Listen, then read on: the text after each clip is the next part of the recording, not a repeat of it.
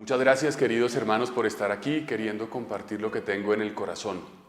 Hay un tema que en este tiempo y siempre, como tantos temas morales, resulta, digamos, de gran interés, como el aborto, y es la eutanasia.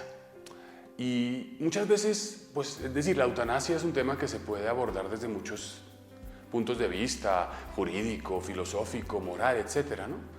Y muchas veces desde el punto de vista católico, me parece a mí, podemos, digamos, quedarnos en ciertas consideraciones verdaderas, ¿no? Bueno, luchemos contra la legislación vigente para que no se amplíe esta práctica, o queriendo decirle a la gente no lo hagas, y por supuesto que eso es lo que queremos. Pero a mí me parece que hay una perspectiva frente al origen de una realidad como la eutanasia que nunca se puede perder de vista y que a veces me parece que nos cuesta recibirla como lo que realmente es, y es la cruz como un escándalo. La cruz como un escándalo. ¿Qué es un escándalo? Algo que me sobrecoge, que me relativiza mis criterios, que me rompe mis esquemas. El sufrimiento me escandaliza. ¿Quién quiere sufrir? ¿Quién puede decir yo quiero sufrir? Humanamente huimos del sufrimiento, es natural. Si me quema una llama, pues yo quito la mano. Si siento un dolor, busco un paliativo. El dolor en sí mismo es un mal, no es un bien.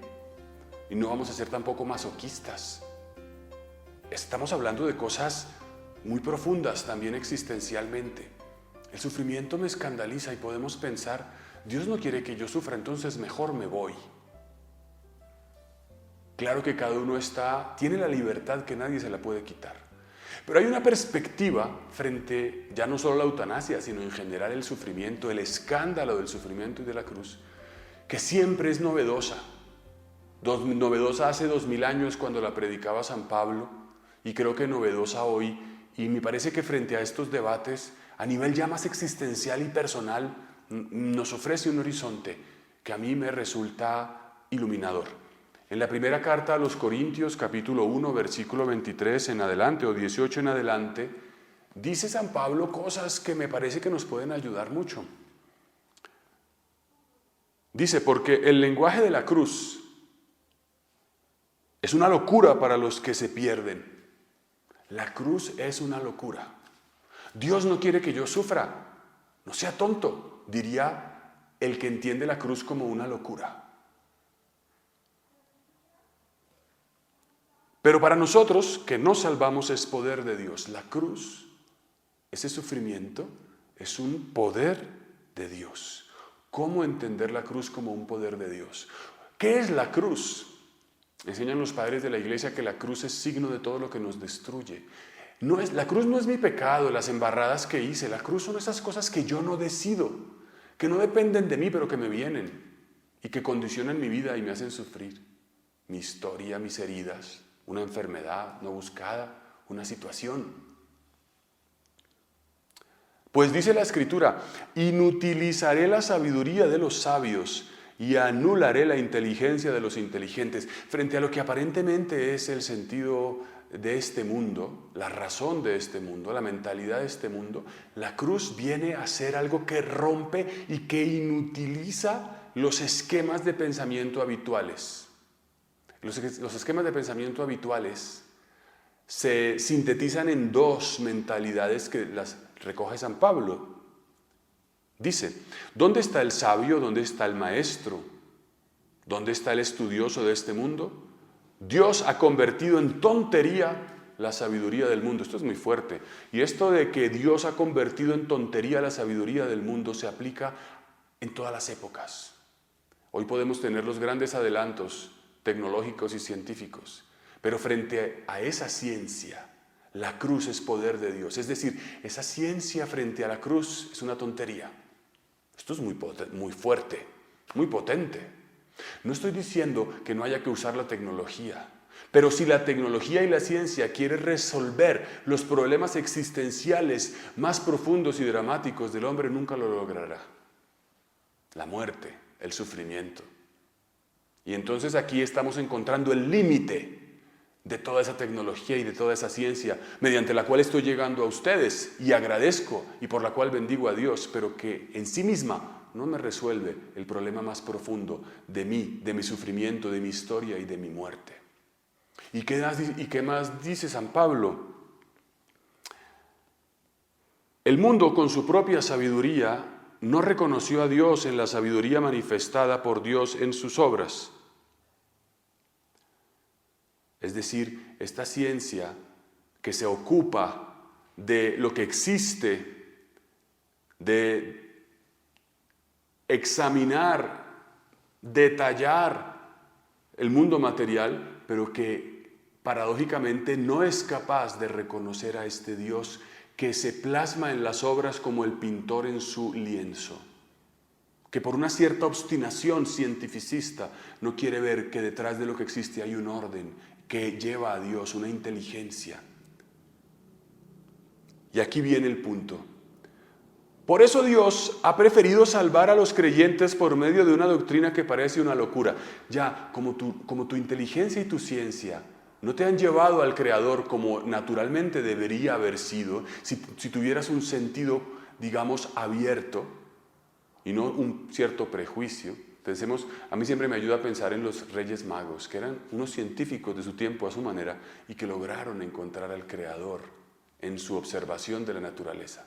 Y dice, como no quisieron, entonces Dios prefirió salvar a los creyentes por una doctrina que parece una locura. Miren esto, una doctrina que parece una locura. Esto es muy potente, porque una doctrina parece que hace referencia a lo más racional, organizado, pero una doctrina que es locura. Es decir, que manifiesta que viene del cielo en cuanto que nos supera. ¿Y qué dice Pablo? Porque los judíos piden milagros, los griegos buscan la sabiduría. Esas son las dos mentalidades de las que hablo.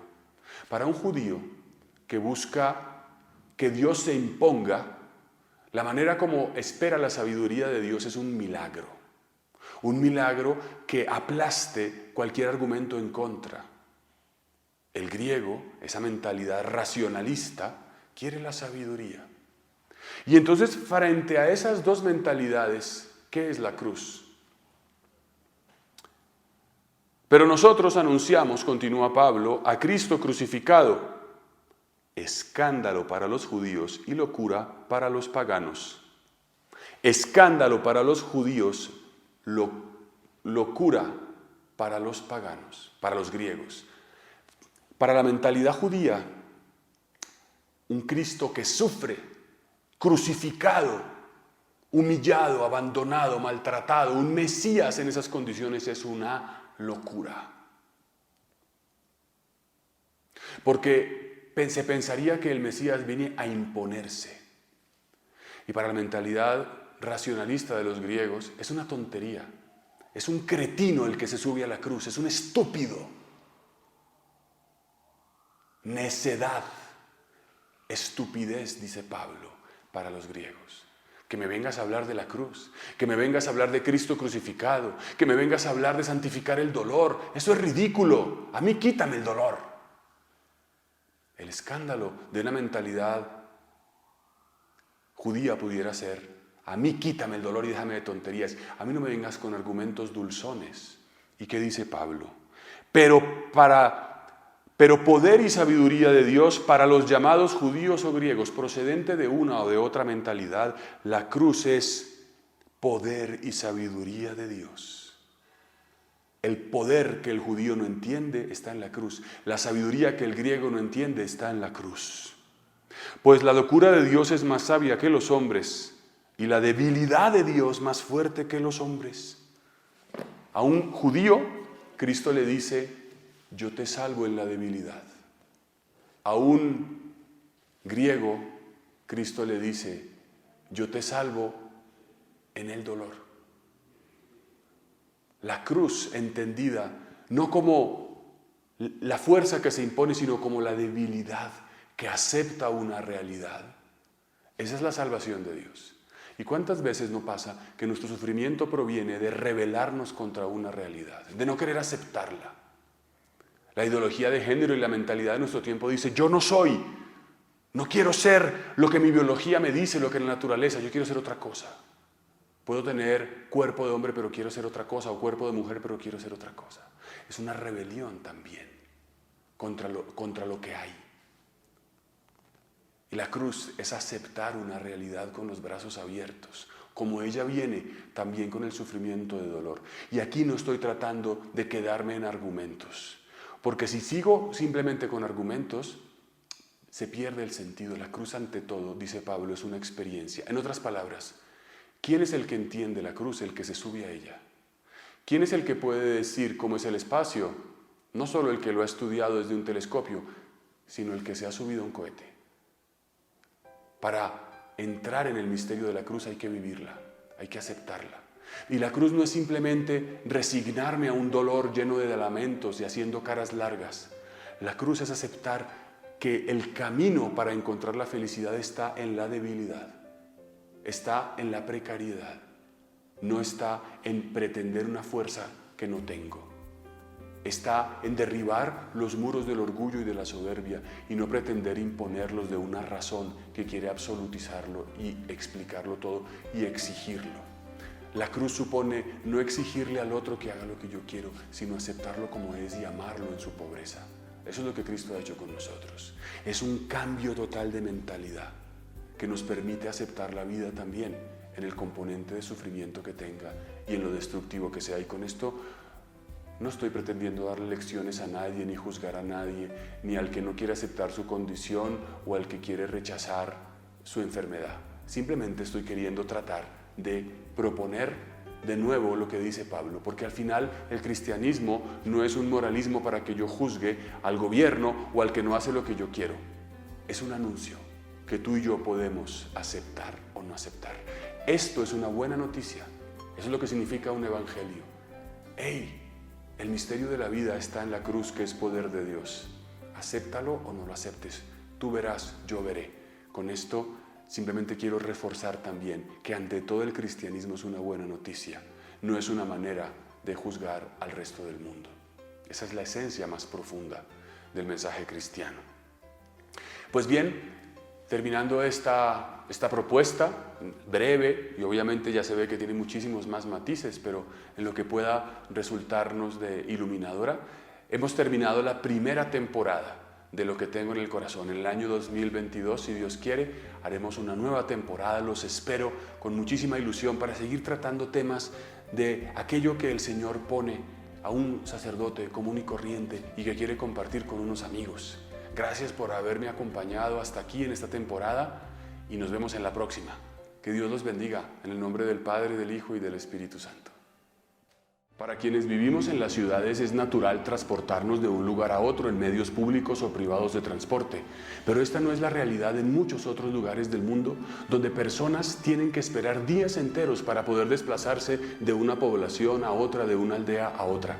Por eso, la Fundación Ayuda a la Iglesia que Sufre apoya a tantos misioneros, catequistas, sacerdotes y religiosas para que tengan medios de transporte y puedan desempeñar su labor pastoral llegando a las comunidades más apartadas. Apóyanos para que muchos puedan recibir la buena noticia del Evangelio a través de un medio de transporte. Dona.